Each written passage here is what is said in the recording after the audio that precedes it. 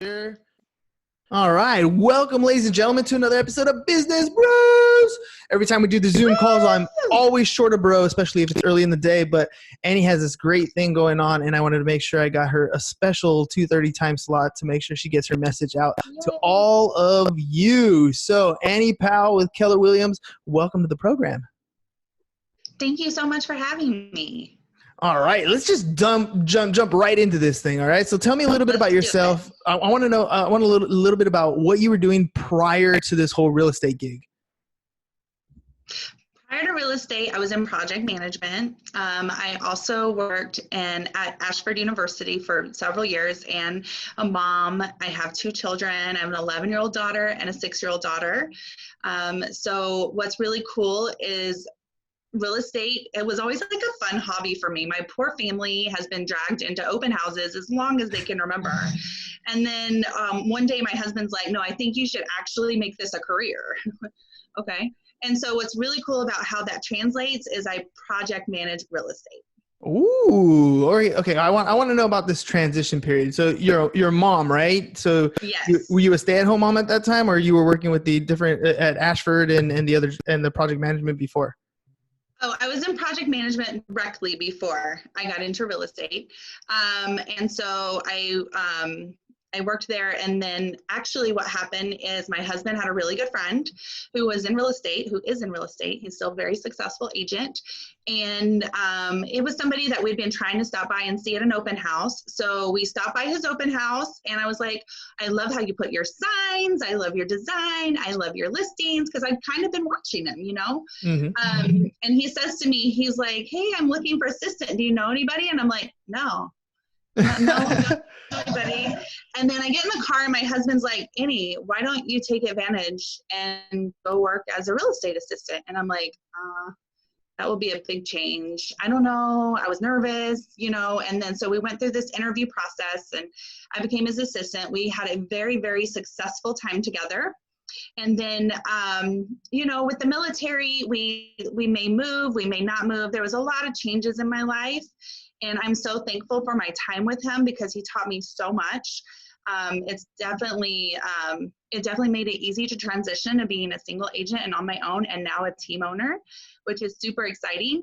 But like we ended up just changing paths. We just have different ways of doing things, but we're both fantastic at it. So why did you decide to get into real estate? Other than you liked it, what's like this goal that you want to achieve in this space? So real estate for me was so project management. I love project management. I love everything about it. Like you plot things, you plan things, you figure out your goals, and you make sure like everything aligns to make sure it happens. There's timelines. So there's like a lot of fun things that go into project management. The thing that doesn't happen in project management is the people. So granted, you work with a lot of great contractors, you work with a lot of great people, you know, on the job. But as far as work, if I build something, like I don't have people going, oh my God, that building changed my life. Yeah. Right. Whereas with real estate, like I get the opportunity to help people like come up with their goals, figure out how they're going to get there. And then I literally get to help them step by step to make it happen. And at the end of the day, they're like, oh my God, you changed my life. And I do help them change their life. I'm helping them make the biggest financial decisions of their life. And it is so rewarding. And to see like one of my favorite things my clients do is they send me like pictures of as they're changing their house, and you know, and it's really nice because even after over a year of not working with each other, we're still in contact. They're telling me about things that are going on in their life, you know, and so I really love this business because it's a relationship business, and I just happen to sell houses. And I love that. I love that because it really is like you're one of the biggest problems that a lot of real estate agents have is they have a transaction, they close the deal, and they like shake hands, thank you, it was a great experience, and then we're done, and you never hear from them again, right? You don't see, they don't become your friends. The ones that are really successful, you notice like those same clients, even though they might not buy a house with you for another like 7 years or so, right? You still get referrals from them because they're in your life. They're there constantly on a regular basis, right? You're able to call them up and say Merry Christmas or send them a card or whatever it is you're going to do. like you build those relationships. I love that you said that you're building those relationships. What are you doing outside of this real estate game? Why do additional things on top of real estate? Oh, because I'm a crazy person. Oh yeah, that was obvious. Project manager? Yeah, it sounded like you were patching I'm lives. a control freak. No, truth is like first and foremost, I'm a very family oriented person. My husband's active duty Navy. He's been in the Navy for 19 years. You know, I'm an only child. My parents are both handicapped, so I actually took care of my parents a lot as a child. I moved to San Diego 18 years before that. So I've always kind of had this super caring side to me, and I get to use that in real estate, which is great. It's just also, it needs to fuel my passion at the same time. And my biggest thing is, I grew up really poor, and not like, I don't mean that like in any negative way at all.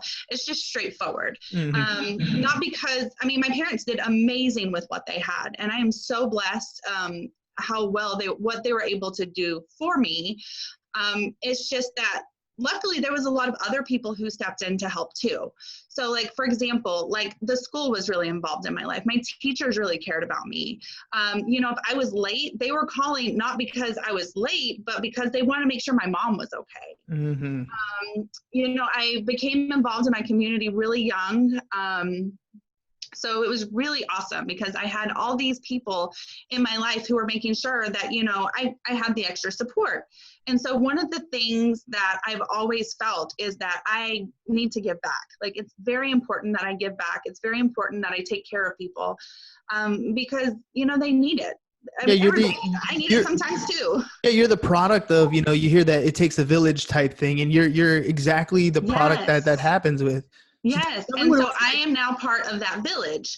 So before I had children, like being involved in military life, even after I had my first daughter, being involved in military life, being the president of the FRG of my husband's ship, being involved with other command activities, just making sure like I was there for military families from the very beginning has always been important to me.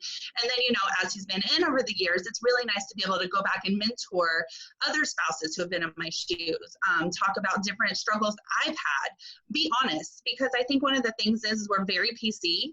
I'm not. I'm very straightforward. Yep. You know what? Deployment's going to suck.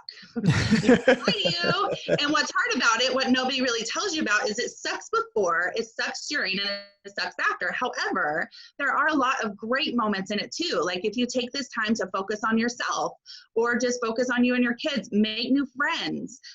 You know, what's nice is like when like your spouse is out to sea or they're deployed or something, you know, they're having those camaraderies with their shipmates, with their platoon, whatever the case may be. And then the spouses can do that on this side too. So it's really a nice time. It's like the only time like in a marriage you can completely focus on yourself, which is really nice. So it's like pointing out those good things. And then like when somebody comes home from deployment, you know, there's an adjustment period. And just making sure everybody understands that and be there for them. And then the other part that ties into real estate for me is that when someone is PCSing, which is what we call moving in the Navy. So the Navy says, you got to go to this new command and it's across the country. You know, there's a lot of timing that goes into that. Like knowing when your pack out date's going to be, like thinking about your kids, thinking about like their school schedules. When's the best time to move? Should we stay until the end of the year when the kids finish the school year? Will that be easier for them? What's the weather in the new place?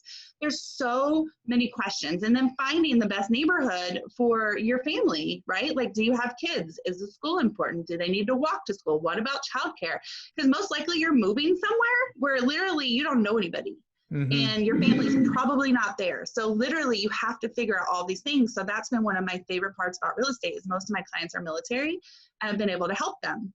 So with the school and the military, the next piece of that for me was to be super involved in my kids' school. So I'm a very proud parent at my elementary school, and I serve on the school site council, the district advisory council, and the budget advisory council. I try to volunteer when I can, and you know, Jeez, Amy, I'm a crazy person. Yeah.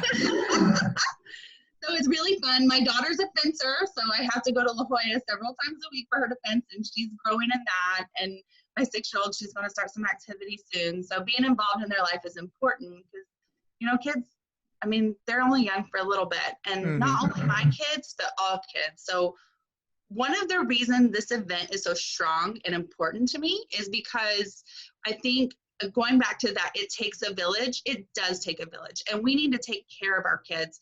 And I think sometimes it's easy to forget like the harm that's out there. And we're the first set of parents that are going through this stuff. Like when I graduated high school, like we just got cell phones. Now I'm dating myself a little, but we had just got cell phones, and like they were just blocks. And I remember when texting started, I was like, why on earth would you text somebody when you could call them? And now I never call anybody. I just text everybody. And so like, you know, but now we have like social media, we have online gaming for children, Roblox. I mean, my 6-year-old plays Roblox like no other. So we're just, I mean, there's new rules. And then it's like all the safety things, like it's really easy to pretend everything's safe. But like my daughter is 11, and when she was 8, she got an iPhone. I know that's crazy, so don't judge me too much. No, I'm the same way. She got a phone when she was 8, and then there was this app that came out, Musically. She was so excited about it because she loved to sing and dance. She was part of the San Diego Junior Glee Club, shout out, and she loved it, and it was so much fun for her, and she was so excited to be able to do this karaoke app. So I, you know, being not smart at the time with this online stuff, went ahead and approved the app, and I was so excited for her because how cool is that? She's gonna be able to make these videos. So she's super proud of herself. She just made her first video. She brings it over to me and her dad, and we're like, oh my God. It had been like 10 minutes, and she had 52 adult male followers. What? That's brutal. Yeah. Yeah. Well, that Musically converted over to TikTok now, right? Yes. Yes. It's funny how, you know, I have a daughter. She's same thing. TikTok is her favorite thing. And I went the same route you went. My thought on that specifically was, you know, I want to encourage her to be part of that world, because if I told her no, then she was going to do it anyways behind my back. And then it'd be a fight to try to see what's going on. Now being involved in what she's doing in TikTok, and she, you know, she tells me, check it out, I got new followers, or look at how many likes I got on this video, or whatever it is. She's actively showing me what she's doing, and she's awesome. Asking me for advice. I'll share a story with you. She'll probably get embarrassed when I tell her, but that's okay. This is one of those lessons that, you know, as a parent who has a young child, you know, I really feel like in today's world, it's not a place where we can like put a bubble over our kids. We can't block them from from access to information. What we have to do now is navigate them through this world that exists for them. You're right. When I was when I was in high school, we had a pager. So, you know, it was a whole different time, right? 143. Yep, exactly. But for them, they're navigating through this world where all the answers are online. Everybody is seeing everything, and they want to post everything. So my daughter has her TikTok, and she went out and changed her that name that they have. You can change it, and apparently you can change it once every 30 days, right? And so she changed it. She was all proud of herself. She goes, look, Dad, I changed my name. And she changed it to Crackhead Mila. And I was like, you know, she's like, what? I go, baby, this is why you got to ask me ahead of time, or at least Google the name before you do it. She goes, oh, no, it's funny. I go, you know what that means? And so I Googled Crackhead, and I showed her the images. She's like, oh my gosh, you know, and that was an education moment for her. But, you know, at that point, it's like, look, you need to do a little bit of research. You need, and at least she came and told me, and it's not something she like, you know, it's tattooed onto herself. And, you know, in the next 30 days she changed it. And it's something she now knows to ask you before she gets a tattoo. Exactly. And now she's verifying these types of things. Yeah. But again, it's us helping them navigate through this world that they do not understand. And we look at, you know, who's following her and who's commenting on their stuff. And, you know, it's that different aspect of being a parent that our parents never had to deal with, you know? Right.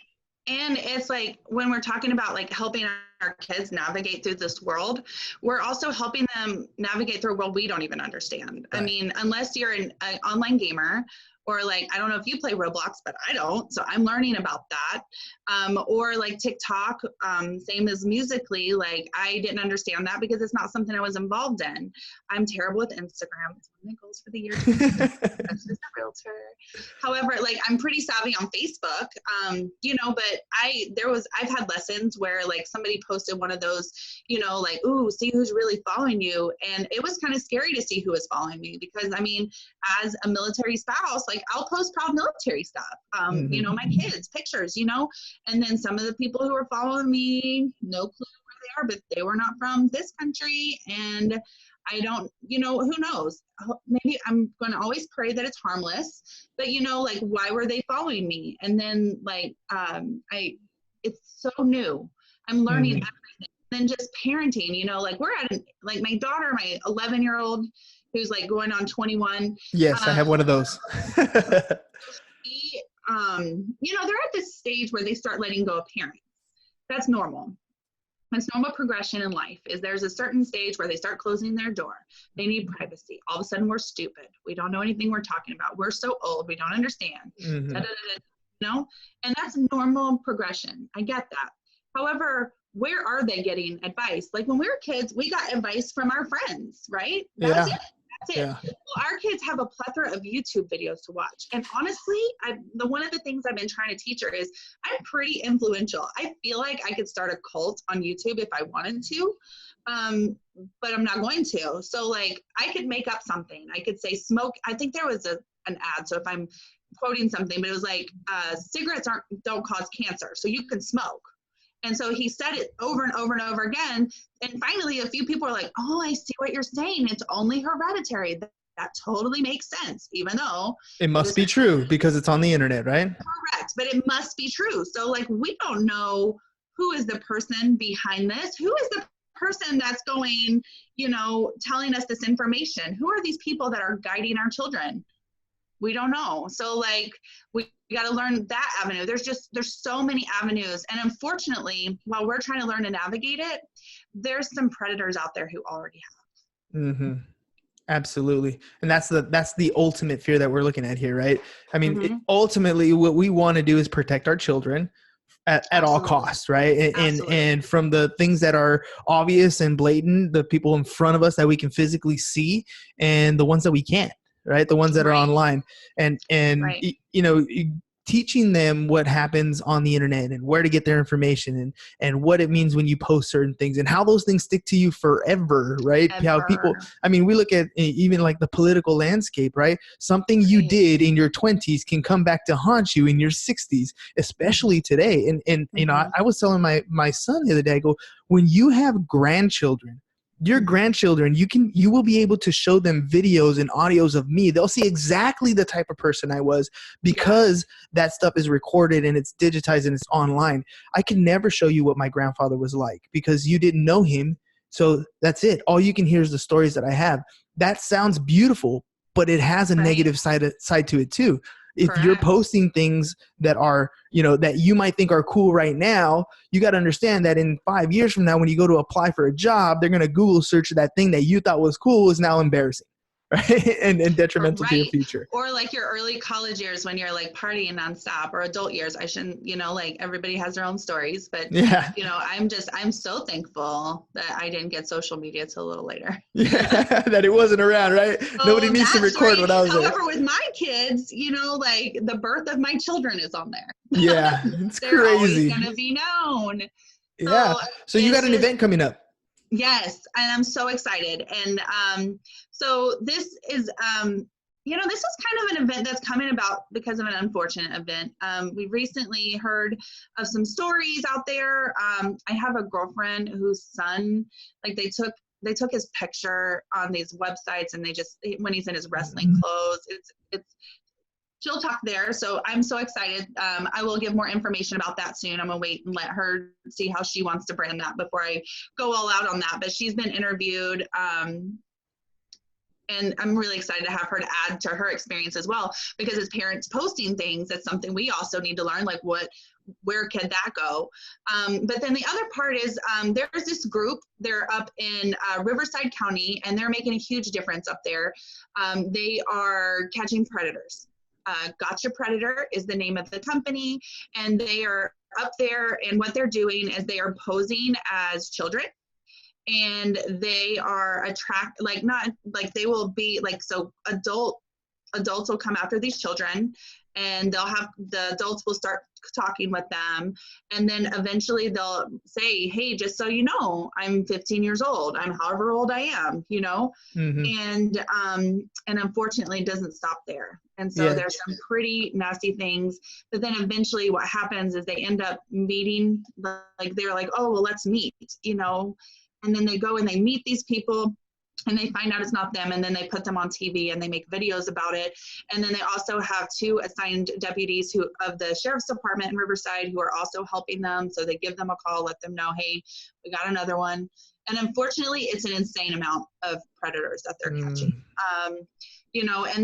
And so what I'm really excited about is this group, they're not coming down to like talk about specific instances or anything like that. They will give us examples of stories and things like that, but there's no names, nothing like that. It's just going to be straight.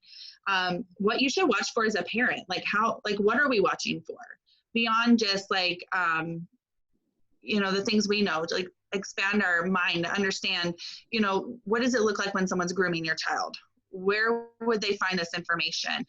What can you do? Like if your kid, even if your kid is totally involved, what if you go and do a phone check on them? Because I do random phone checks, that you do a phone check and they're chatting with somebody and you're like, ooh, this doesn't look good. Like, what should you do at that point? And also just understanding the laws a little bit better. So if you are a registered sex offender, there's certain laws that you have to abide by as a registered sex offender, but you can do anything you want online. Mm-hmm. And so that's kind of one of the things. My biggest goal with this is, parents come out of these events informed. They're going to learn what to look for, how to prepare their children. Like you were saying, like your daughter comes to you and asks you for things like that. Not all parents are like that. We're all busy. Like there is not one parent I am going to judge, because it sounds like I'm a perfect mom, but I'm telling you right now, they don't come with instruction manuals, right?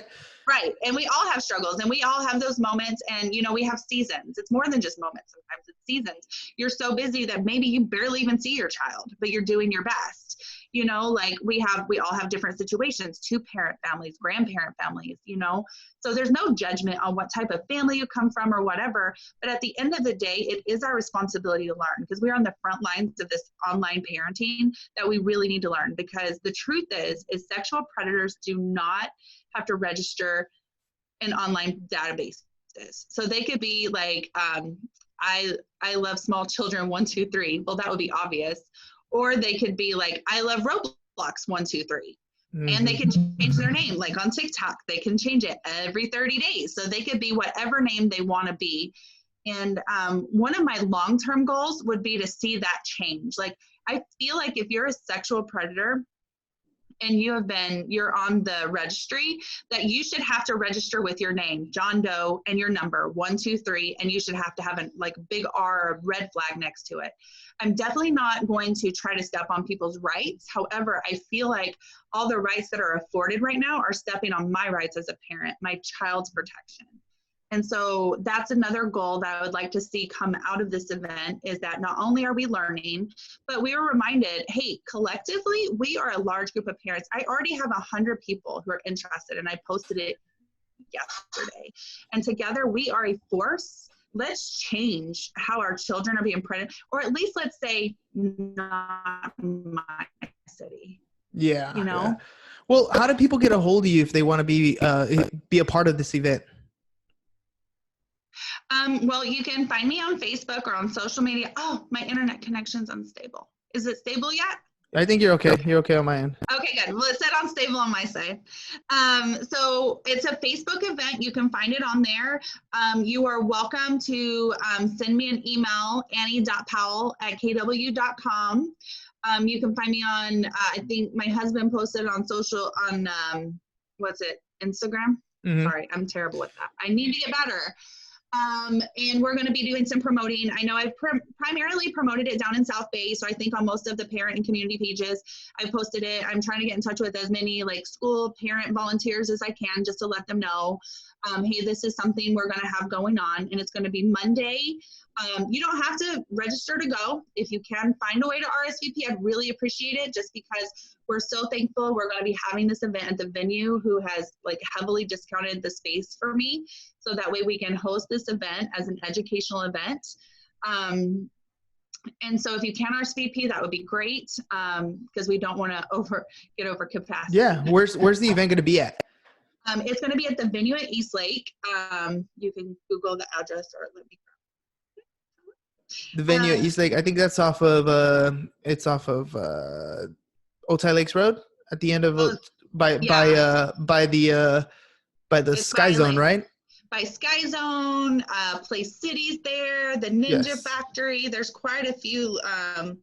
There's quite a few things there. I'm gonna see if I can grab the address. It is 871 Showroom Place in Chula Vista. Perfect. So we'll be there. Gotcha Predator, the group that is currently out there, actively doing this, will be presenting. I have a couple other surprise guests who are going to come. But as I said, this event is strictly, it's not so like, don't come to like try to catch predators yourself. I'm not. That's not what it's about.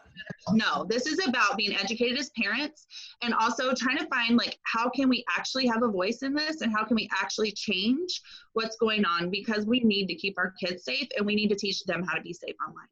Absolutely. Annie, thanks for coming on the show and sharing with me. Thank you. I mean, you were nervous at first, but you did a wonderful job. Thank you. I'm so nervous. It's my first time doing something like this. Well, it won't be your last. I can tell your passion's right there. I mean, that's all you really need to have a voice. You know exactly what your message is. You know exactly what you want to get across, and I think it came across well. The internet might have tried to fight you a little bit there with the connection issue, but I heard you clearly. I'm sure a lot of people are going to hear you clearly. We're going to post this. It's already on our Facebook wall, and I'll tag you on it, and we'll repost it, share it, and get enough information out there. So make sure you tag me on the event so we can share that too. Absolutely. Awesome. Well, it was such a pleasure. Thank you so much for having me. Of course. And then are you going to be checking out the Resolute 2020 that they're putting on down there in your office area? Absolutely. Are you kidding me? Like, for one, if you're a Keller Williams associate, and if you have questions about that, obviously you can come talk to me. But like, if you're a Keller Williams associate at Chula Vista, it's free, and everybody else, it's only. Oops, now the internet really fought you. All right, well. And I am so excited to see Cody Gibson and what all I can learn from the event. Cool. Uh-oh. Did I lose you? Yeah, now the internet jammed out there for a little bit. So I think I heard you say KW agents are free. Everybody else is $30. And we're gonna have some great guest speakers, some top producing agents, and it's gonna be a great event, February 13th, right? Yes, February 13th. So please, if you're an agent and you need to learn, like, this is different levels of learning, and the truth is when you get started, it might seem like, oh, that's kind of far away or whatnot, but you'll be surprised. I literally went from just getting started to being rookie of the year to having like a team and like that. So as long as you are successful in real estate and you're trying to take care of people, your business will grow. So why not learn from the top producers in this business on how to run a business, how to be successful, and how to take the best care of your clients? Because all we can do is continue learning. Awesome. And I'm going to shake your hand that day, give you a hug, and we'll see you very soon. Annie, thanks for hopping on the show. Thank you for having me. Have a good day. Have a good one. All right, ladies and gents, that's all we got for you guys today.